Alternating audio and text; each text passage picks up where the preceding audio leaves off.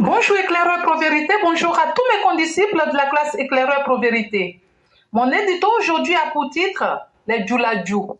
Le terme Djoula ou Dioula est un terme générique pour désigner les gens du nord de la Côte d'Ivoire et par extension les ressortissants de certains pays limitrophes tels que le Burkina, la Guinée, le Sénégal et le Mali, avec qui nous avons en partage la langue mais aussi la religion musulmane. Ils sont nomades, donc conquérants. Ils sont surtout travailleurs des champs, mais aussi commerçants. La représentation physique du Djoula tel que le conçoit son frère du reste du pays est cet homme habillé en boubou, défraîchi, avec un cure-dent dans la bouche et un morceau de cola au fond de sa poche profonde. C'est vrai que le Djoula, le malinqué donc, s'est vu coller à la peau bon nombre d'étiquettes dépréciatives, à tort ou à raison. On le dit envahisseur, mais en fait, il est conquérant. On le dit analphabète. Ah bon? On le dit sectaire, mais il a élevé les enfants des autres qui lui ont été confiés pendant leur cursus scolaire contre un petit merci hypocrite. Parfois, le malinqué semble complexé, mais n'a-t-il pas la meilleure référence en la personne du Bras d'Or, le meilleur de tous les présidents qu'a connu notre pays, la Côte d'Ivoire? Allez, chers gardes du Nord, soyez fiers, affirmez-vous davantage. Ne cherchez pas à plaire en voulant vous laver de votre djoulaïté. N'est-ce pas, Lydia Rassouba? Merci et à bientôt. Merci infiniment, chère mère. Merci pour ce brillant éditorial qui est une invitation, une exhortation à s'aimer soi-même et à ne pas être indigne au point de vouloir cacher ses origines ou bien sa nature que Dieu vous a octroyée. Cher Djoula, soyez fiers de vous-même et ne laissez personne vous donner votre place. C'est cette invitation que vous fait Mère Blanc. Chaque être humain mérite d'être fier de lui-même, mérite d'être fier de ce que Dieu a fait de lui. Et donc ne soyez pas et ne vous pensez pas moins importants que les uns et les autres. Chers tous, ce message est extrêmement important. Tout peuple mérite de vivre dans sa dignité et dans son honneur. Et nul n'a le droit d'offusquer qui que ce soit. Et ceux qui sont les promoteurs de cette bêtise, il est temps qu'on puisse les confronter et les mettre en face de leurs limites pour que nous puissions nous voir tous comme des frères en humanité et pouvoir apporter le meilleur que chacun peut pour la Côte d'Ivoire et pour l'Afrique. La mère Machata, sa réaction à propos de Djoula. Mais Djoula, c'est un niveau intellectuel. Dans notre tradition, c'est pas n'importe qui devient Djoula. Moi, je suis nouveau. Nos parents nous envions des Djoulas. Celui qui devient musulman est Djoula. Nos parents dans mon village, il y a plein de qui sont partis dans Djoula-Dougou. Ils sont devenus Djoula. C'est des intellectuels. Ah non. Ah non. En grande partie, c'est les malinqués. Mais les Bobos sont dedans. Les Sénéfaux sont venus. Les Mossis sont venus. Hein? Les Nobis sont dedans. Les Akamem sont dedans plein.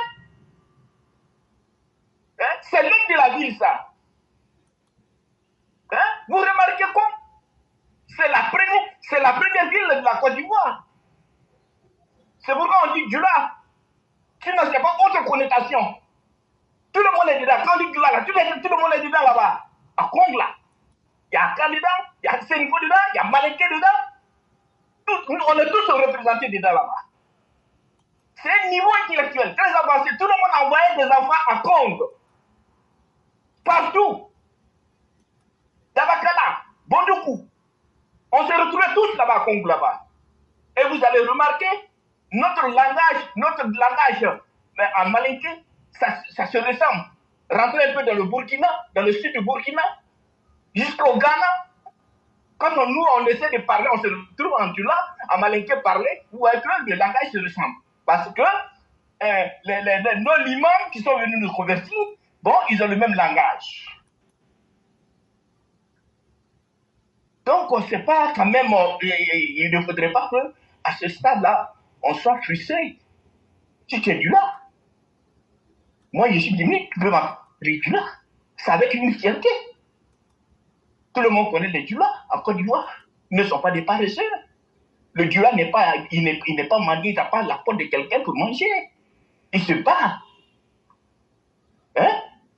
Et ceux qui sont les grands types aujourd'hui, là, en Côte d'Ivoire, beaucoup ont mangé dans nos assiettes. Le Dula, qui est le Dula?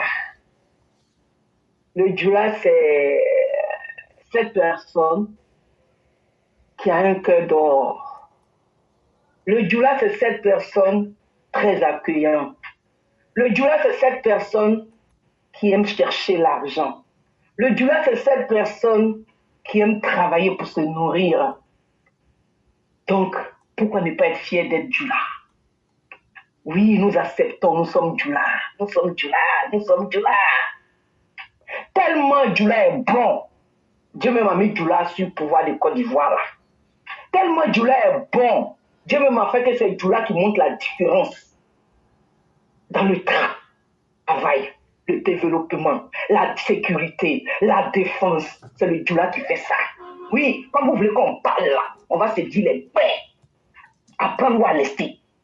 Parce que nous sommes fatigués d'entendre Dula, Dula. Oui, on aime ça. Nous sommes Dula. Fiers d'être Dula. Tout ce que vous voulez, dites ça de nous. Mais hey, dans le pays là, qui a hébergé qui plus que le Dula?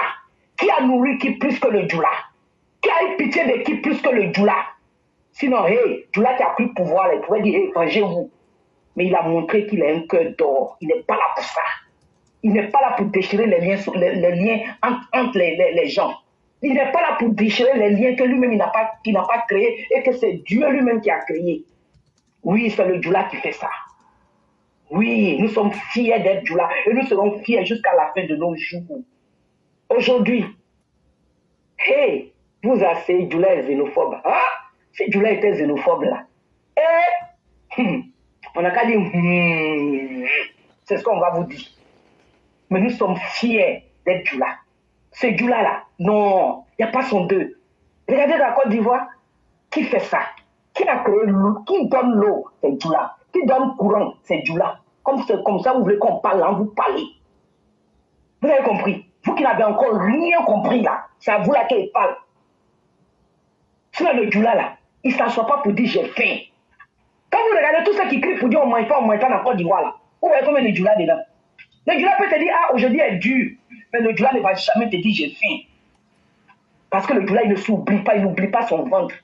Comme ma mère disait toujours, elle dit, hey, quand je meurs là, je pars avec le ventre. Donc tout ce qui peut rentrer dans mon ventre pour me faire plaisir là, je mange. Ça, c'est Dula qui fait ça. Voilà pourquoi nous là, on mange toujours. Matin, midi, on mange. Tu ne vas jamais aller chez un Dula, tu as trouvé que ça couille, il n'y a pas de nourriture. Voilà. Donc vous qui dites que vous avez faim là, c'est pour vous là qu'il y a problème. Sinon, Dula ne va pas s'asseoir pour dire la faim. Dula sait que quand il a faim là, s'il n'a rien à faire, il n'y a pas rien dans sa poche, il sait où se tourner. Les champs. Dieu nous a tout donné sur terre. On ne va pas nous asseoir en train de nous plaindre, être des éternels plaintifs. Je vais m'arrêter là pour le moment, elle est Dula. Maintenant, le ministre Patongo. Ah, c'est ça on vous demande. Vous les gars là, c'est ça nous on vous demande. Parce que vous êtes trop mou. Quand vous faites mouer là, on pense que c'est faiblesse. On pense que vous n'avez rien à dire. C'est ce que l'opposition pense au fait. Mais big up à toi, M. Bakongo. On vous supporte jusqu'à la fin. Parce que c'est la vérité qui est là. La Côte d'Ivoire, quand on parle de réconciliation, là, seule la vérité pourra réconcilier le cœur ivoirien. Même quand ils ne vont pas vouloir voir la vérité, ceux qui sont amnésiques à la paix, là, quand ils ne vont pas vouloir voir la vérité, là, les propres enfants vont leur dire, papa, tu n'as pas vu ce qui s'est passé là, ou bien tonton, tu n'as pas vu ce qui, franchement, il est temps que vous arrêtiez. Nous, on veut vivre en paix. C'est tout ce qu'on demande à la Côte d'Ivoire. C'est tout ce qu'on veut pour la Côte d'Ivoire. Et j'ai dit, n'importe quel président, n'importe quelle autorité qui va vouloir déchirer le tissu social là, Dieu ne va te laisser tomber. Parce que Dieu nous dit le lien de parenté est il ne joue pas avec le lien de parenté. On ne déchire pas le lien de parenté. Si tu ne peux pas coudre là, il ne faut pas déchirer. Mais vous aviez fait quoi? Vous aviez déchiré le tissu social. C'est à cause de vous aujourd'hui, même quand on dit le mot Poussouani, les gens sont fâchés. Pourtant ce mot là, nous on nous dit, tu là, on ne parle pas. Hein? Donc entre vous et nous là, qui est xénophobe? Vous n'acceptez pas qu'on vous appelle Boussoumani, mais vous nous appelez toujours Dula, mais on ne dit rien.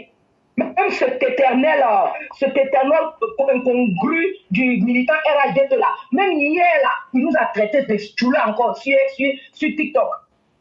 C'est sorti, mais il n'a même pas su quand c'est sorti. Mais c'est lui qui dit on ne doit pas dire doucement à quelqu'un. Donc qu'on se dise la vérité. Qui aime la paix?